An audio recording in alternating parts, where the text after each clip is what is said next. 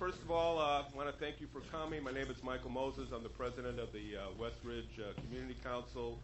We're a small group of individuals who try to facilitate meetings on matters concerning the community. This is our third meeting. The first meeting was putting together a cricket match, Team India against Team Pakistan with the Chicago 2016 committee for the 2016 Olympics to try to let them come to Chicago. The second meeting was at Devon and Rockwell to take care of the parking problems and have input from the community concerning how people should park there because of the problems we had with the stores and the garage. And this is our third meeting. I received a couple of phone calls from people on Whipple saying they'd like to have a meeting with the Alderman, the Public Building Commission, and the Board of Education so that those organizations could talk about the new school. And as you see, the Alderman was receptive, and he was able to bring the Public Building Commission and the Board of Education to this meeting. The format, I think, the best format is as follows. I'll introduce the Alderman in a few seconds. He'll give opening remarks, and then people from the Building Commission and the Board of Education will talk. At the end of the presentation, which will probably take about 35, 40 minutes, we'll open to questions. You can stand and raise your hand, or if there's to be a microphone in the center, I'm not sure what the procedure will be. All the literature that we passed out and all the notices for the meeting stated that the people who live closest to the school on Whipple, on Sacramento, at Parkside, Commons, and near Pratt, Whipple, we'd like them to be able to ask questions first. Because, that was the reason why we had the meeting here at Base Hitchcock instead of a larger area, because in case it was cold, and it is a little cold outside, I see, it'd be easier for them to come to the meeting. I'm sure there'll be other meetings concerning the school, but at this meeting, we'd like to give them the priority. We'd like everyone to ask one question so that there's time for other people to ask questions. And when they are finished asking questions, then other members of the community who have come will be allowed to ask questions. Without further ado, I'd like to turn the microphone over to Alderman Stone. Thank you. Thank you very much. I'm absolutely delighted that we have such a large audience on this important subject. And I really want to thank our former Vice President Al Gore for coming here to talk on this important subject of global warming. When I left the house, they were saying that the temperature tonight will be something like minus 15 wind chill. So I'm proud of all of you for taking the time to come out in this kind of weather to hear these people who've come out to talk to you about this neighborhood matter. Now, this is actually the third meeting on the school. The school has has been a subject matter for the last 7 years. And previously there were 2 public meetings, major meetings, on the school. The purchase of the property was more than 5 years ago, and prior to the purchase of the property, there was a public meeting prior to the establishment of the prototype of the school. There was a second meeting, and then now this is the third meeting. And as most of you know, they have already started the major groundbreaking on the school. Now, basically, many of you have wanted to know what effect it will have on the immediate community, primarily as to what is the school going to be, because many of you have said, is it a local school? The answer to that, of course, is yes. It'll only serve a given area. That's why we've passed out the school boundaries. The school is intended to relieve both Boone and Clinton. The boundaries are very clear. Your first speaker is from the Chicago Public School System, and he will talk to you concerning the fact that it is a local school. Then you'll have speakers from the Public Building Commission who are in fact building the school. They'll talk to you about the construction, and they'll talk to you about how it affects the local community, and they'll talk to you about the actual school site and what the school will be consist of. We're going to ask you to hold your questions until all the speakers have spoken, and make notes to yourself who you wish to ask questions of, and then after they have completed the complete presentation, then you can direct your questions to any of the speakers. So at this time, we're going to start with the first speaker, who's JimDispenza, who is from the Chicago Public School System and is going to talk to you about the demographics and planning. Jim? Thank you, Alderman Stone. Can everybody hear me okay? Speak up a little bit, please. Oh, okay. My name is JimDispenza. I'm the Director of School Demographics and Planning for the Chicago Public Schools. I've been working for Chicago Public Schools since 1997, and I've been participating in the capital planning and demographics processes for 8 of those last 12 years. I want to talk just really briefly about what my responsibilities are, and a little bit about the demographics of the area, and a little bit about the process by which the Board of Education approves attendance boundaries, and how that pertains to the type of neighborhood school that we expect will open here.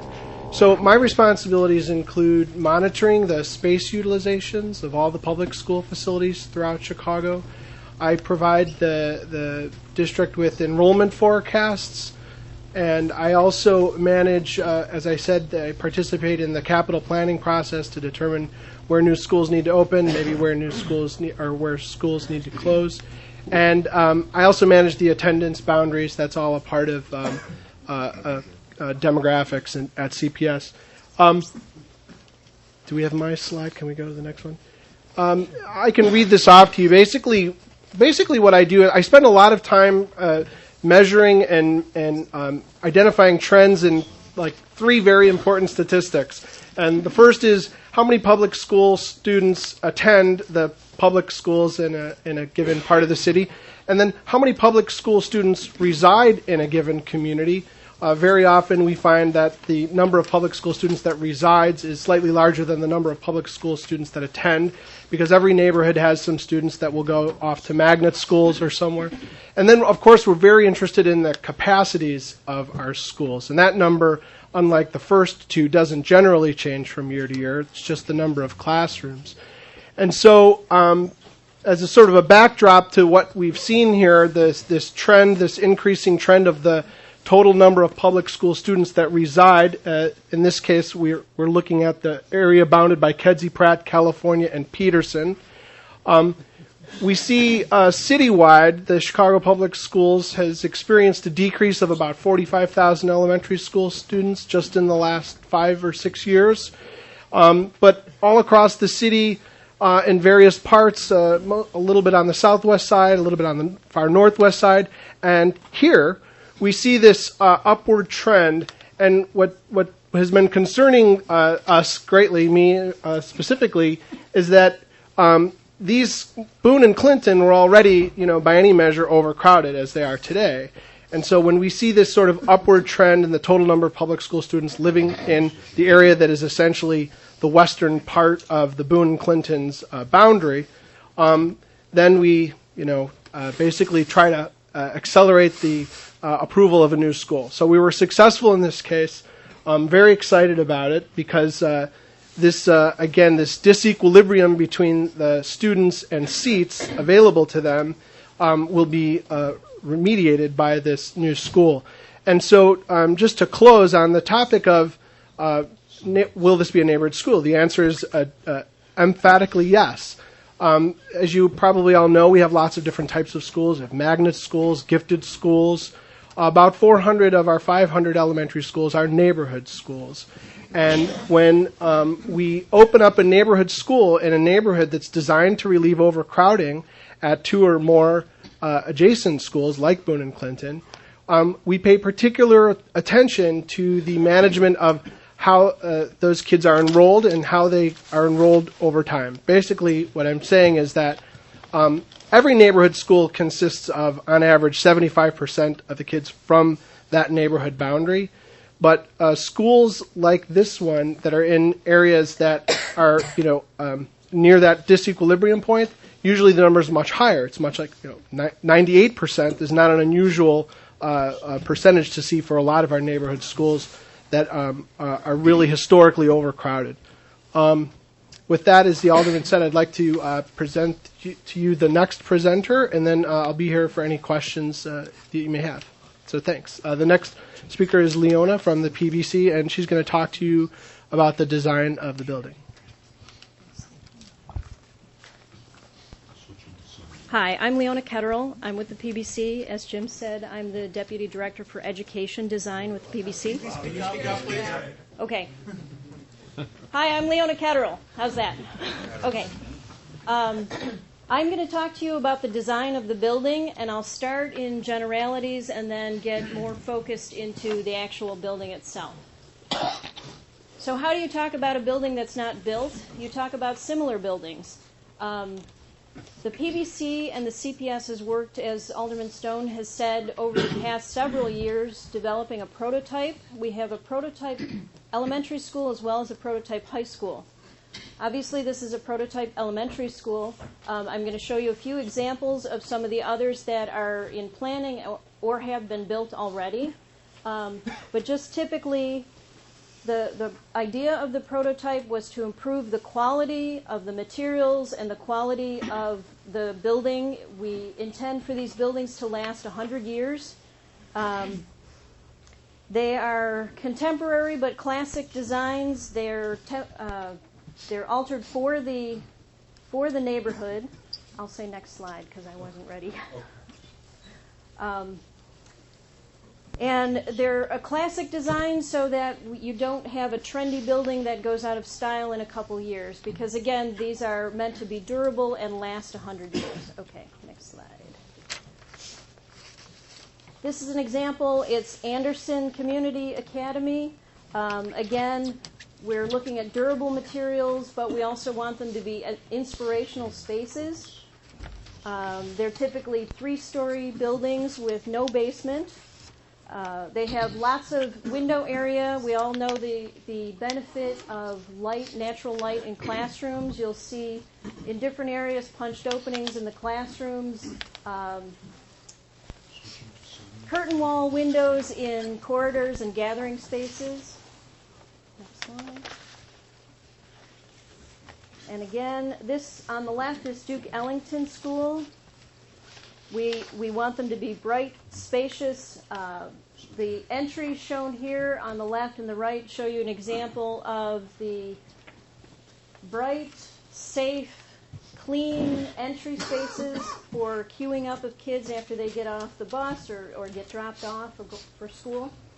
The entries have bike racks located nearby. And again, as both Jim and the Alderman said, these are intended to be neighborhood schools. This one will be a neighborhood school, so there are bike racks for a good number of kids to walk or ride their bikes.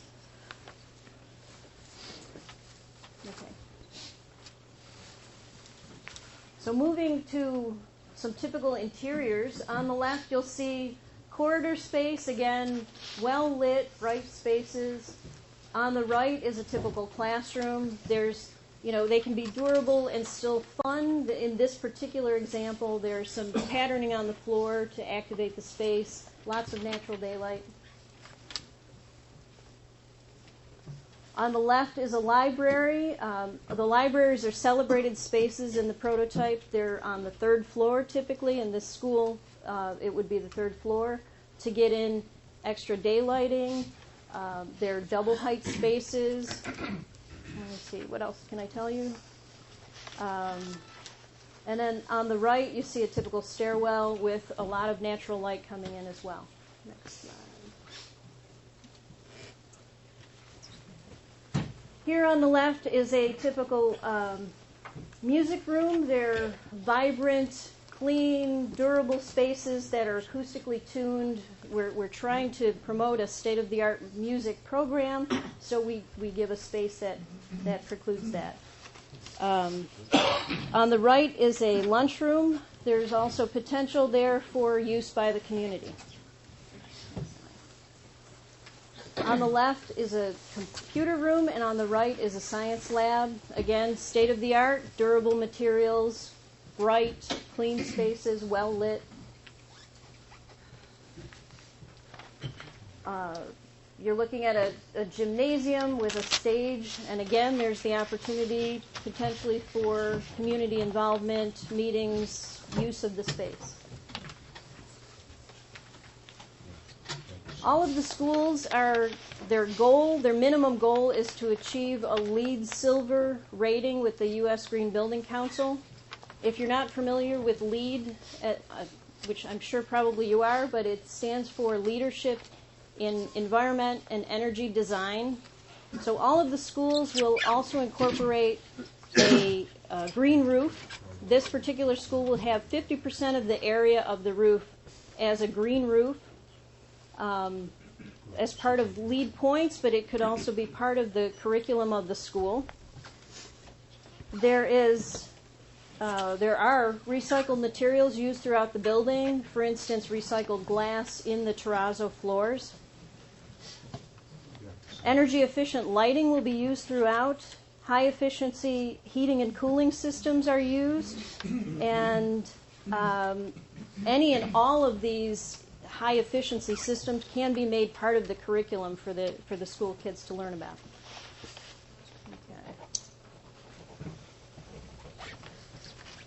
This is another example, Skinner, and this one is pulled back just to give you an idea of how the facade is modulated, because these are big schools in residential neighborhoods, so the facade is broken down into sort of digestible pieces. You're not looking at a massive brick wall.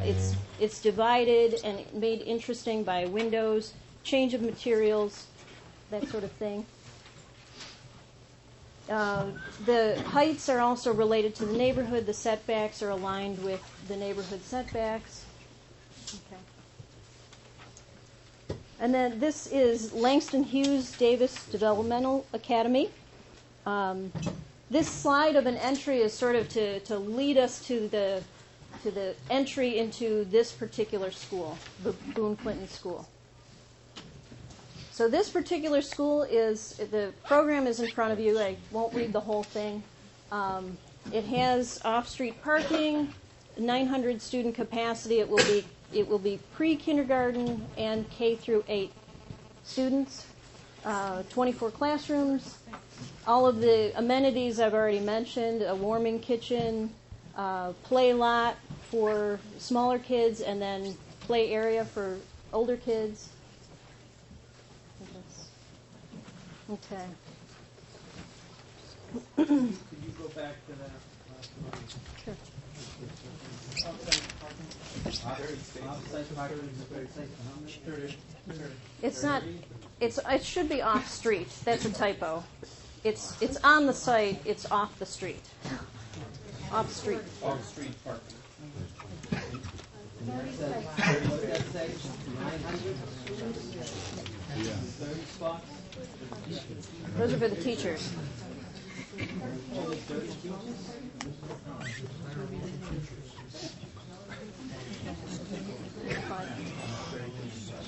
Okay, so this is an aerial view of the site with Whipple to the east. North Shore bisects the site, but that will be dead-ended into it. It'll be vacated, and then Peoples Gas on the west. So, some views from the site. I think you're all familiar with it. Okay. This slide just demonstrates the site area for the planned development. And we can talk more about the site on the next slide. Okay. I don't have a pointer. Can you point?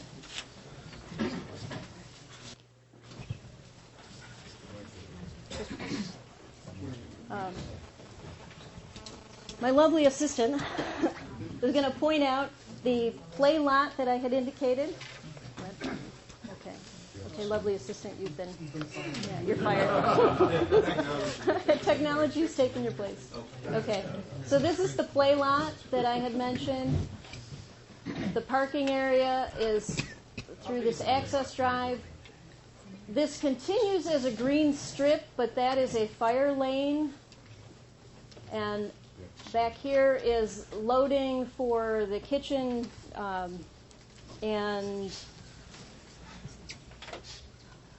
trash compactor, transformer, sort of the back of the house uses.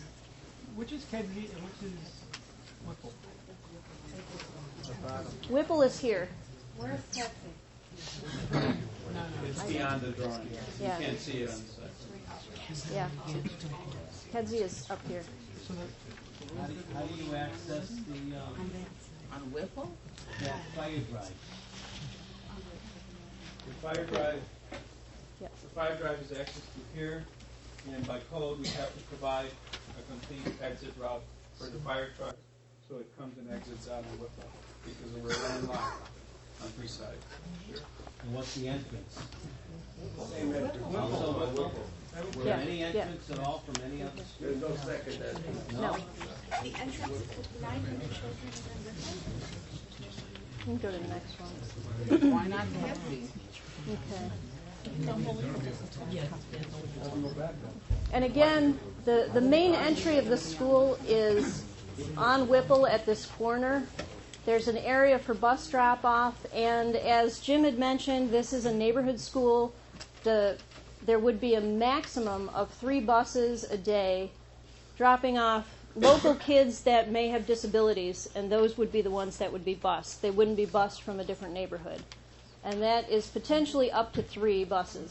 And parent drop-off all along here. And again, primarily kids will be walking. What is the square footage of the building? It's about 105,000 square feet. Okay. Okay. From the landscape plan, you can see that this area that is the fire lane will be green. It's just shown differently so that we can indicate where the soil would be suitable to sustain a fire truck if it needed to be. But it will be planted. The whole site will have, considerable landscaping. We have landscape ordinance street trees along Whipple. There are existing trees that will remain on the site, and then new trees and new plantings added throughout. Is there enough off-street parking for all the teachers that are going to be attending? Do you know that yet? I don't know if we should answer questions at the end, just to... That's fine.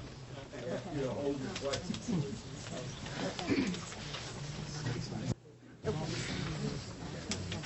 And then the green roof plan, this is the roof plan, but you'll see here a typical green roof and then a special design that could be viewed from the library so that they're incorporating a little bit of solar system learning into the green roof.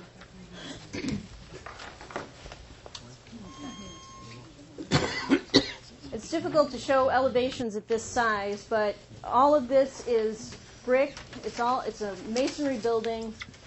Different colors in the masonry for interest. Next slide.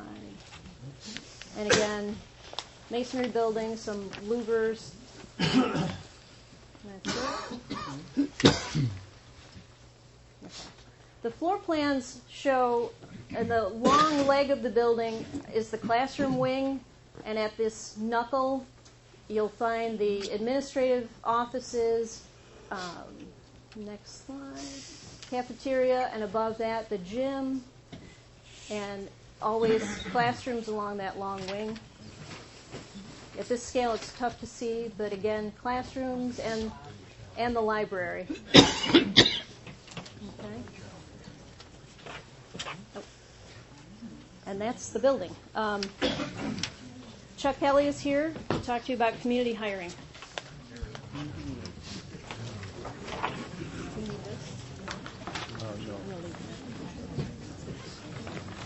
Good evening, everyone. I have some flyers here that will summarize my presentation if you're interested after the meeting. In addition to a great physical structure, the PBC has programs to encourage local residents to work on the project or get started on a career in the construction industry. This project will have a 5% community hiring component. Community is described as the West Ridge area as designated by the U.S. Census.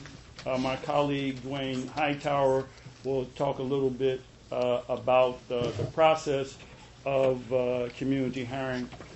In addition, we have two programs, Skill Builders, that encourages pre-apprenticeship training that could eventually lead to working not only on this project, but other projects throughout the city. Dawson Technical Institute is another program that's sanctioned by the unions where they are prepared to take tests, and particular trade areas is connected with the city colleges of Chicago. The community hiring component is Mr. Hightower's responsibility. He'll talk a little bit about that and community relations as well. Thank you, Chuck. Good evening, everyone. My name is Dwayne Hightower, and I just want to touch bases on how we set up the community hiring process. This project will have opportunities for the local residents and will give them opportunities to work on the project in the various trades, laborers, construction, electricians, plumbers, etc. Once a general contractor is selected, I work with the general contractor to set up a process where is that we'll start accepting applications for residents of the community to work on the project. And generally how that's done is it's done on a Friday between the hours of 7 and 8 o'clock. And we'll hold the application process for approximately 4 to 6 weeks. AM, I'm sorry. And we'll hold the process for approximately 4 to 6 weeks. And once the hiring process is over, we'll separate all of the applicants by trades and by unions and non-union and residents. Also, I'll be your point person for the Public Building Commission and the Alderman's office and your local community organizations to keep them in tune as to what's going on with the project, and to also make sure that while this project is going on, that it's not an inconvenience to any of the residents. I'll work with your local streets and sanitation office as well as the Department of Transportation. If there's any issues that's raised or concerns, I'll be able to address that to make sure, again, that this is not an inconvenience to the community. I'll attend the weekly meetings with the Alderman's office as well as your local community organizations to keep everyone in tune as to what's going on with the project. That being said, I would like to turn it over to my colleague, Earl Manning, and he can further discuss the construction of the project.